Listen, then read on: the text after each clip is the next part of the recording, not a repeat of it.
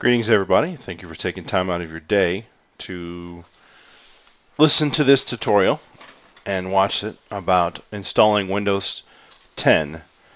First, I'm going to look at how to download it, how to install it, and how to add it to a Active Directory, or I guess add it to a domain. First things first, you want to go to google.com, type in Windows 10, and click on the download Windows 10 disk image. Very first, probably first listing you see. Then you're going to go and you're going to download. You're going to create a Windows 10 installation media. So you download the tool. After that, you save it, of course, to your file location, and do the and then you run it and you push accept. And it's going to say, do you want to upgrade this machine? Don't do that, because we're not doing that, right?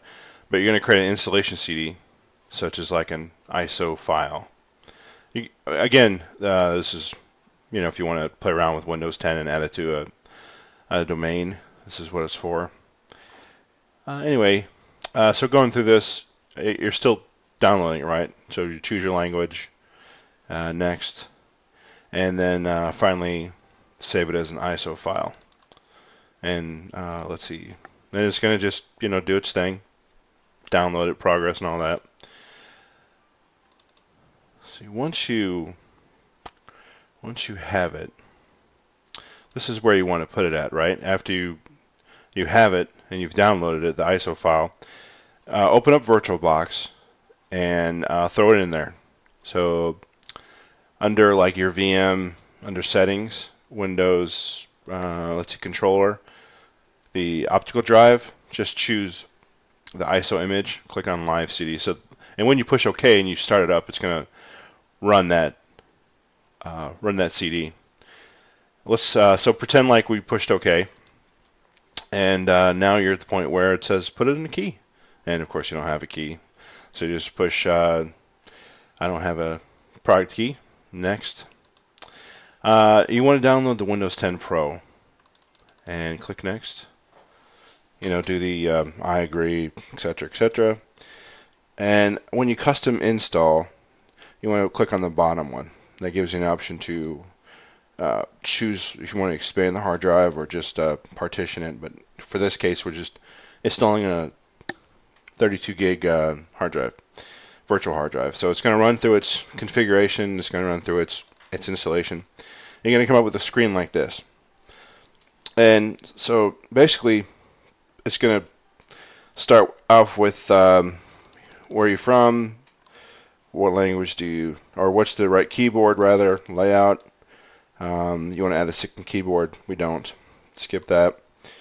Set it up for a organization. That's what we did. And in our case, we are going to join it to the domain when we set it up. So yeah, so it's asking the admin, or sorry, the username for the domain, and then the password, for the domain. And this one here, I don't recommend you guys actually doing the Cortana personal assistants. Just headache sometimes. Like, okay, go away, Cortana. Anyway, next thing is choose privacy settings. What's worked for me is turning it all off. So that's worked out well for me. And it's going to take a couple minutes to install. Then you have, of course, nice Windows screen here. Awesome screen. That's what you'll get when you download it. So the next thing we're going to do is we're going to set up your IP address. So basically the IP address is the Active Directory server, and we're going to add it to the domain. First things first, right-click on your network card, probably in my case, bottom left-hand side. Anyway, right-click on that, and you're going to go to whatever the network access. So in this case, it's Ethernet 2, and then click Properties, and you're going to change the IP. So here we go. In any case, anytime you're creating a lab environment and you want to add you want to add your server to the domain, in a closed environment or lab environment, it's always going to be the DNS server.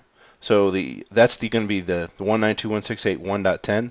That's going to be your Active Directory server. And on the Active Directory server, it's going to say 127.0.0.1, and that's the loopback IP address. So that's something, a little food for thought on that one. And I haven't done this, but just make sure you can ping it, right? Ping the Active Directory server, and then close that out. So you could assign your IPs.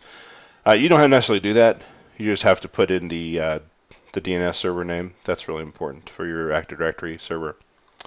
Next thing is to add it to the domain, right? So you need to change the host name and then add it to the domain. That's what we're going to do. So you click on the Windows icon and you type in the word control panel and then click it. And you're going to type in, you're going to click on system and security, and then system, and then finally you're going to click on change settings. So you want to change its computer name, and we're going to add it. See the work group? We're going to add it to domain. Okay, so once that happens, you click change again. And in our case, we're just going to name it Windows 10 and then put it on our meshtext.com domain. Push OK. Put in your credentials. It says, OK, hey, welcome to the meshtext domain. And then it's going to ask you to restart it, basically. And it's restarting. And